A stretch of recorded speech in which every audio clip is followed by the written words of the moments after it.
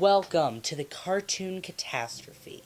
Today I wanted to revisit a piece of lost media that I've already covered. In fact, it was the second video that I ever put on my channel. I felt that in my first review of it, I didn't give it the proper analysis and the proper studying of it, and I feel that I should revisit it and give it a more thorough and intricate look at it and give it a more fair and interesting review than just reading off an iPad the story and then giving my opinion on it. I am, of course, talking about Clockman, but before we fully discuss it, I must first give you a little bit of backstory on it so, you have some info and you actually know what I'm talking about. It all started when the Fire Nation attacked. No, I'm joking. It started with a user who had the greatest username of all time. Because he was the greatest user, and he was always using his username. And it was the greatest. His name was Commander Santa. Now, Commander Santa discussed this little short on Bungie.net, yes, Halo's Bungie.net, off-topic forum, in which he talked a little bit about it, and he gave his description of it, and apparently from what he was saying, it aired in either the 70s or 80s, around that time.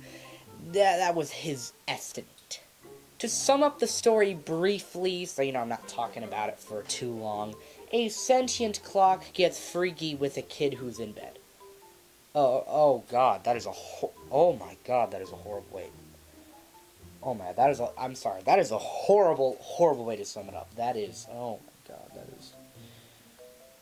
Yeah, okay, let me try that again. Pretty much a sentient clock being takes a kid on an eerie adventure at the stroke of midnight, and then returns him to his, bed by sunrise. That's a lot better. Oh. Now I'm never going to get that out of my head. Wonderful. Now, a description of a similar Pinwheel short was recounted on another forum, this time not being related to Halo, which seems like it could be pretty similar to Clockman. Now, of course, there are definitely some differences, but if you read them both and kind of compare them, you can definitely see that one could be mistaken for the other. Now, some people still write it off as just some weird creepypasta, and for good reason. Commander Santa also recounted that Pinwheel used to hypnotize children with subliminal messages. Not exactly the most trustworthy source, although I still really like your username, Commander Santa.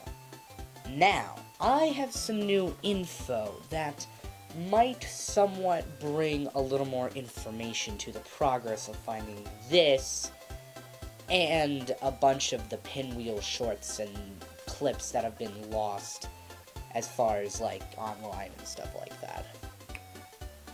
Apparently, where Pinwheel was broadcast from, I happen to live not too far away from there. I could drive down there. I don't think I'm gonna make any progress. I mean, I'm a kid. I can't do much. But if I do some digging, I might be able to find something out that might give us some more sources. It isn't likely that I'll come across much, but I could maybe find something. I mean, I'm not just gonna be able to walk into the broadcasting station and be like, hey, give me those clips. No, I'd have to, talk to people, try and find something. It's improbable, but who knows? I don't know if anything will happen, but only time will tell. I get it, because Clockman and time. I'm sorry. I'm deeply sorry. That was... But that was still great! Yes! Well, that's enough puns for one episode. Join me in 2 weeks for Fan Request Month, where I will do some fan-requested videos that have been asked for many times by the same people. I'm not mad at you guys, but you've commented a lot, and I'm ready to finally answer, so be excited for that, and I'll see you guys in 2 weeks. Enjoy last episode of Cartoon Cast, complete disaster, but pretty funny. And yeah, so I'll see you guys then. If you guys like the new theme song, tell me. I kind of liked it. It was something I just put together for fun. I thought it was fun, so yeah. See you guys next week. Cartoon Catastrophe, Lost